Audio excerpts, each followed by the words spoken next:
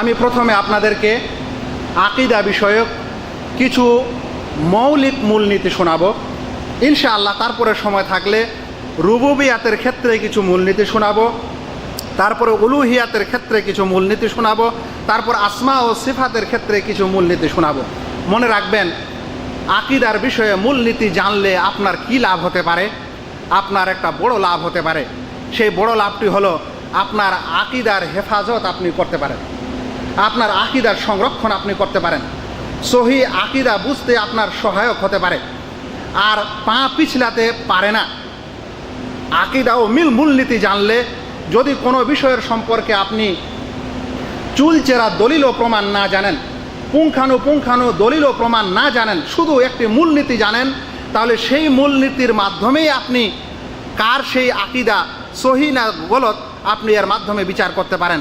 নিজেরটাও বিচার করতে পারেন যে আপনি সহি আকীদার না গলত আকীদার। মূলনীতিটা জানলেই ব্যাপক দলিল হয়তো আপনার জানার প্রয়োজন হবে না। তাই আমরা কিছু মূলনীতি জানতে যাচ্ছি। আমাদের আকীদা বিষয়ের প্রথম মূলনীতিটি হলো আল মা'বুদ বিহাক্কিন হুয়াল্লাহ। সত্য মাবুদ একমাত্র আল্লাহ রাব্বুল আলামিন, সত্য উপাস্য একমাত্র আল্লাহ রাব্বুল আলামিন। এই মূলনীতিটি হচ্ছে সারা বিশ্বের সকল নবীর দাওয়াত। এই মূলনীতিটি হচ্ছে প্রিয় নবী মুহাম্মদ মুস্তাফা সাল্লাল্লাহু আলাইহি সাল্লাম যেই কালেমার দাওয়াত দিয়েছিলেন সর্বপ্রথম, যে তোমরা লা ইলাহা ইল্লাল্লাহ বলো, আল্লাহ রাব্বুল আলামিন ব্যতীত সত্য কোনো উপাস্য নেই। এটাই হচ্ছে সবচেয়ে আকীদার বিষয়ে বড় মূলনীতি। আর এই মূলনীতিকে কেন্দ্র করেই তৈরি হয়েছে অন্যান্য মূলনীতি। তাই আমাদের প্রথম মূলনীতিটি হলো আল মা'বুদ বিহাক্কিন, আল সত্য মাবুদ তিনি, যিনি হচ্ছেন আল্লাহ রাব্বুল আলামিন।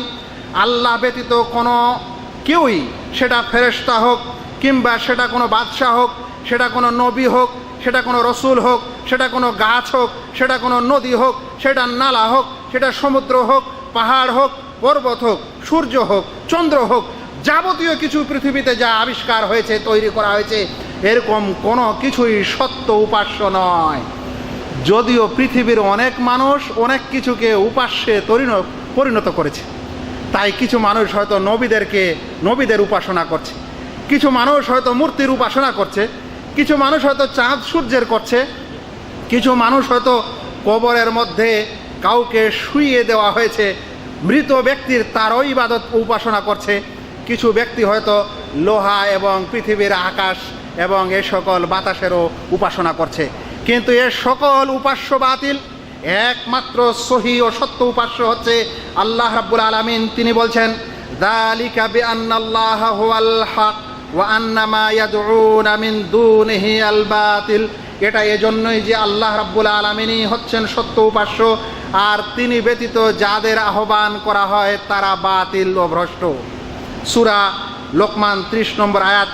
এটাই সেই মূল উপাস্য, যার যে মূল দাওয়াত ও মূল নীতি, যার দিকে আল্লাহ রাব্বুল আলামিন আহ্বান করেন।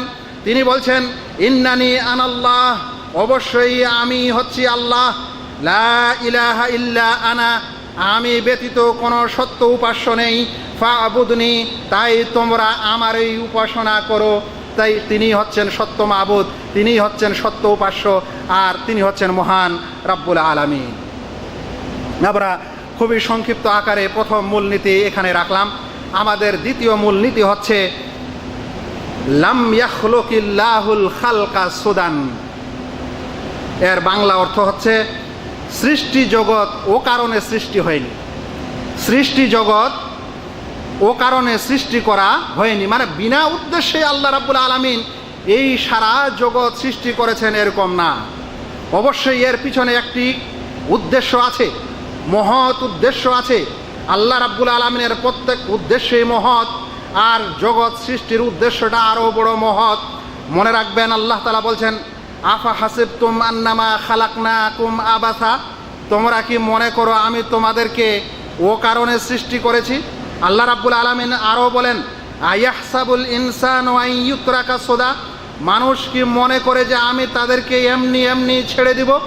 অর্থাৎ আল্লাহ রাব্বুল আলামিন বিরাট মহৎ উদ্দেশ্যে এই জগৎকে সৃষ্টি করেছেন। মনে রাখবেন, সৃষ্টি জগৎ দুই ভাগে বিভক্ত। সৃষ্টি জগৎ কয় ভাগে বিভক্ত? দুই ভাগে বিভক্ত। এক প্রকার সৃষ্টি শুধুমাত্র ইবাদতের উদ্দেশ্যে সৃষ্টি, আর এক প্রকার সৃষ্টি যারা ইবাদত গুজার ইবাদতকারী তাদের জন্য সৃষ্টি। এই দুটি সৃষ্টি, এর অতিরিক্ত আর কোনো সৃষ্টি নেই। আবারও বলি, সৃষ্টি জগৎ দুই কারণে সৃষ্টি। এক নম্বর কারণ হচ্ছে সৃষ্টি জগতের কিছু আল্লাহ তাআলার ইবাদত করবে এই উদ্দেশ্যে সৃষ্টি, মানে এরা ইবাদতকারী। আর এক প্রকার সৃষ্টি হচ্ছে ওই ইবাদতকারীদের জন্য সৃষ্টি, যারা ইবাদত করবে আল্লাহ রাব্বুল আলামিন তাদের জন্য ওদেরকে সৃষ্টি করা হয়েছে।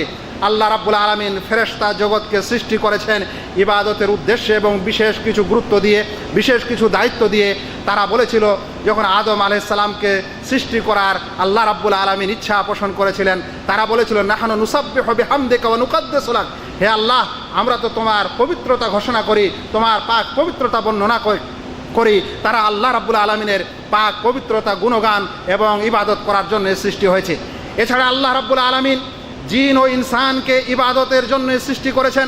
তাই আল্লাহ তাআলা কোরআনে ঘোষণা দিচ্ছেন, ওয়ামা খালাকতুল জিন্না ওয়াল ইনসা ইল্লা লিয়াবুদুন, আমি জিন ও ইনসানকে একমাত্র আমার ইবাদতের উদ্দেশ্যেই সৃষ্টি করেছি।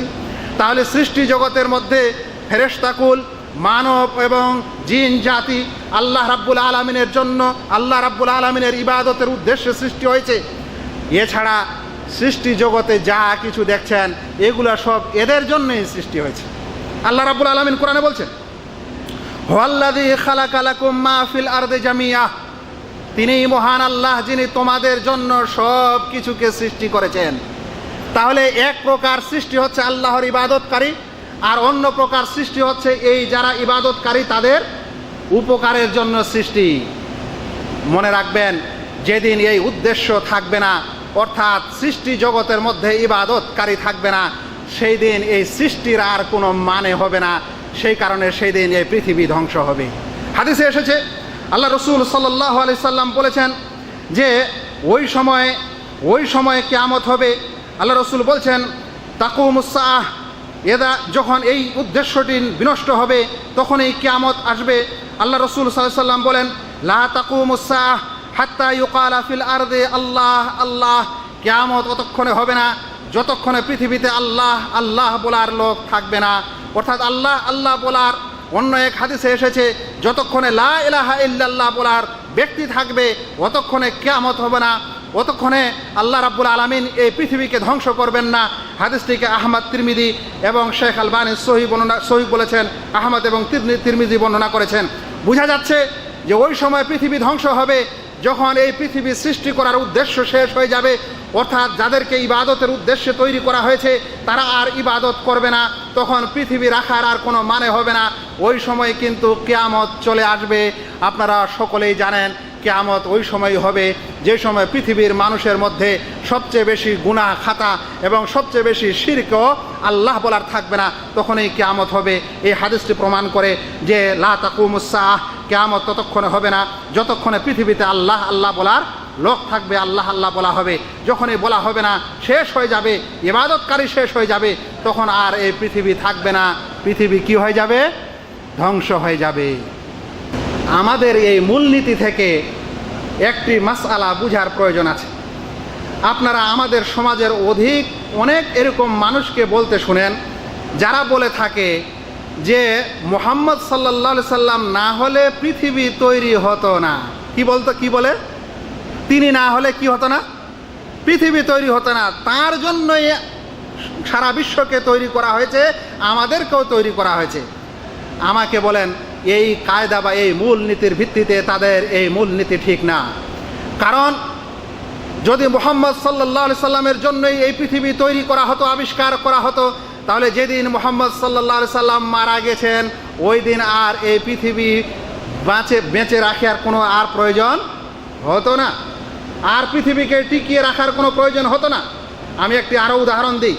আপনার বাড়িতে যদি মেহমান আসে, মেহমানের জন্য যদি আপনি আপ্যায়ন করেন, তাহলে কি আপনি 10 বছর আগে থেকে আপ্যায়ন করবেন না মেহমান আসবে তখন?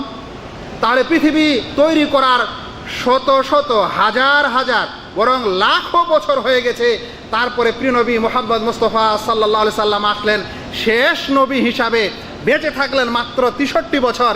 এতদিন আগেই আল্লাহ রাব্বুল আলামিন পৃথিবী তৈরি করে রাখলেন, আর তিনি মাত্র 63 বছরের জীবনে এই পৃথিবী দেখলেন।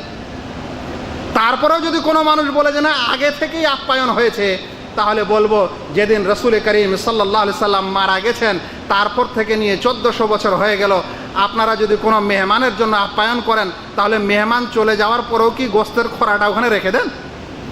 গোস্তের বাটিটা কি ওখানে রেখে দেন যে মেহমান গেছে গেছে ওর আপ্যায়নে যা কিছু করেছি তা থাক? এরকম তো হয় না। তাহলে আল্লাহ রাব্বুল আলামিন যদি এই সারা জগৎকে রাসূল সাল্লাল্লাহু আলাইহি সাল্লামের জন্য সৃষ্টি করতেন, তাহলে তো তিনি যখন চলে গেছেন তখন পৃথিবী ধ্বংস হওয়ার প্রয়োজন ছিল। এ কথা বল। আল্লাহ রাব্বুল আলামিন এই পৃথিবীকে ও কারণে সৃষ্টি করেননি। আর যেই কারণটি হচ্ছে তার মধ্যে 1 নম্বর বড় কারণ হচ্ছে যে এখানে মানুষ, মানব জাতি, এখানে জিন, এরা সকলে আল্লাহ রাব্বুল আলামিনের ইবাদত করবে।